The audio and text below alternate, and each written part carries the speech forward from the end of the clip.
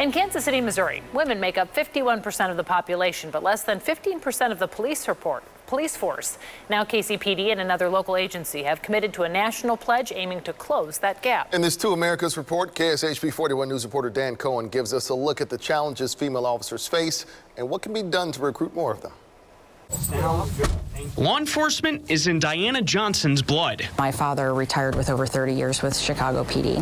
He was my hero and somebody that I looked up to and I aspired to be like. She's catching up to her father's tenure. Officer Johnson has been a cop for 24 years, 16 of them with the Overland Park Police Department. Prior to joining OPPD, she was with Leawood PD. I was one of 3 female officers at that agency, and you miss that camaraderie. We were all in different units, so we didn't have a whole ton of interaction. Officer Johnson has taken note of a recent trend, too. Over the years, frankly, I've noticed a decline in women police officers. Women make up 12% of sworn officers and 3% of police leadership in the United States, according to the 30 by 30 initiative. This project was launched in part by the Policing Project at NYU Law with a singular mission. Our goal is to get to 30% of women in police recruit classes by the year 2030. Good morning. On Thursday morning, the Kansas City, Missouri Police Department announced its participation in 30 by 30. Women like Major Stacy Graves make up 15% of their force, slightly ahead of the national numbers. I remember being one of only females on a watch at East Patrol. I think this is just going to further improve on that.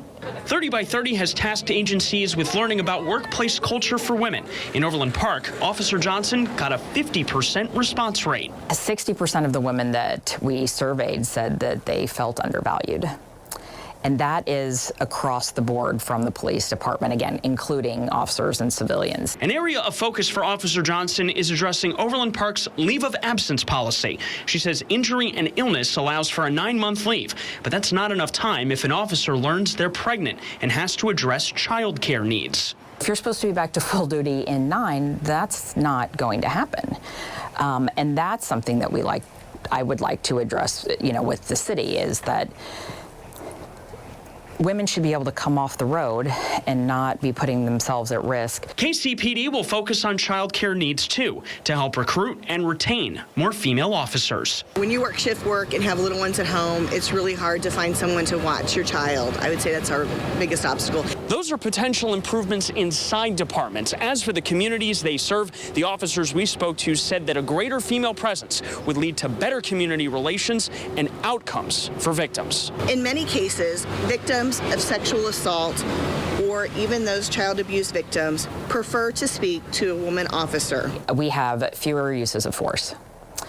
We don't resort to physical violence or, trying to muscle somebody into doing something. We do tend to talk to people a lot more, and we tend to listen a little bit more, and we are perceived, even if we aren't, we are perceived as more empathetic. There's times where women can de-escalate a situation or actually, give a crime victim a little bit different attention than they may have gotten otherwise. More than 150 agencies across the country are now under the 30 by 30 umbrella. The more a police department reflects the demographic diversity of the communities they serve, the better the trust and legitimacy of that police department is. We will continue to try to have a department that not just looks like Kansas City, but that can speak to everyone, no matter the situation, no matter the experience, no matter the time in life. Officer Diana Johnson says she's not just trying to improve her department right now. She's doing it for the next generation, including her daughter, who could follow in her footsteps. Try and make things better and make those changes now so that the women that are after me long after I retire, but also